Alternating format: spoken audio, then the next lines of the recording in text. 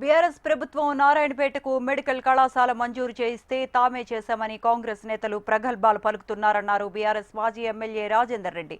కనీసం ఓపీ అయినా నారాయణపేటలో అందుబాటులో లేకుండా చేసి రాత్రికి రాత్రి హాస్పిటల్ను తరలిస్తే వైద్యం కోసం వచ్చే ప్రజలు ఏమైపోవాలని ప్రశ్నించారు.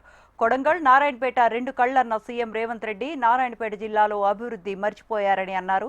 ఎంపీ డీకే అరుణ బీజేపీ పార్టీలో ఉన్నత స్థాయిలో ఉన్న సైనిక్ స్కూల్ ప్రయత్నాలు మాటల వరకే ఎందుకు పరిమితమయ్యాయని నిలదీశారు. అధికారంలోకి వచ్చిన 18 నెలల కాంగ్రెస్ ప్రభుత్వం చేసింది శూన్యమన్నారు రాజేందర్ రెడ్డి.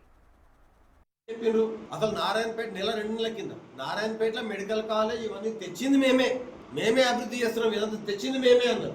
ఇవాళ ఏమంటున్నారు, ఇడికెళ్ళి హాస్పిటల్ ఎకాఎకి ఎవరికి చెప్పకుండా నోటీస్ లేకుండా నైట్ ఇడికెళ్ళి ఆడికి షిఫ్ట్ చేసినాక ప్రజలందరూ అగెనెస్ట్ అయితే మాకేం తెలియదు పోయి అంతా వాళ్ళు చేసింది ఎందుకంటే మేమేం చేసినాం అని ఒక మాట అంటే మంత్రగాడిగిన మంత్రం వేసినాక మంత్రం పాడితే నేను చేసినా మంత్రం పాడకుంటే నాకు తెలియదు అన్నట్లయింది. అంటే ప్రజలు ఏదైనా నమ్ముతారు అన్నట్లు.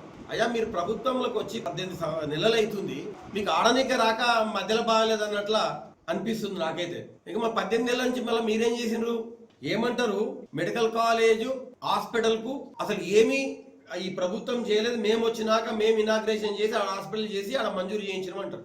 నేను ఒక విషయం చెప్తా, జిల్లా హాస్పిటల్ కోసము మేము చేసామన్నారు. జిల్లా హాస్పిటల్ మేము చేసినాం, ఆడ అప్పపల్లి కాడ మేము చేసామని చెప్పి డబ్బాలు కొట్టుకొని ఇనాగ్రేషన్ చేసిన వాళ్ళు.